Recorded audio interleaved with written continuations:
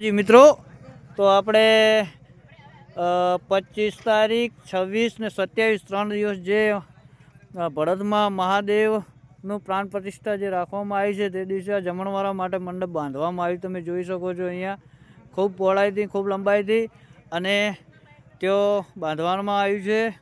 અને જોઈ શકો છો ભાઈ મિત્રો, તમે જોઈ લો, મોટા પાયે કામ છે મહાદેવની અસીમ કૃપાથી. અને ત્યાં રિંકુસિંહ છે. રિંકુસિંહ, તમને કેવું લાગે છે આજે ભરત ગામમાં મહાદેવની પ્રાણ પ્રતિષ્ઠામાં આટલું બધું આયોજન મોટું કર્યું છે? એમાં ગામનો માહોલ જોઈને તો એવું લાગે છે કે બહુ મજા આવશે. શંકર ભગવાનના આશીર્વાદ રહે ગામ ઉપર અને બધું સારી રીતે કામ પૂર્ણ થાય એવી ભગવાનને પ્રાર્થના.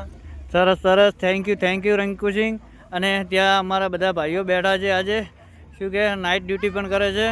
અને જોઈ શકો છો અહીંયા મિત્રો જે બી આ ફોક્સ લગાવવામાં આવ્યા છે, તો તમે બધા મિત્રો કોમેન્ટ કરો કેટલા ફોક્સ હશે હર્યા લગાવેલા. તમે જોઈ શકો છો હાલમાં ફોક્સ લગાવેલા છે તેઓ. આ ફોક્સો કેટલા લગાવેલા છે તો મિત્રો કોમેન્ટમાં જરૂરથી લખજો. જય મહાદેવ, જય રામેશ્વર મહાદેવ, હર હર મહાદેવ.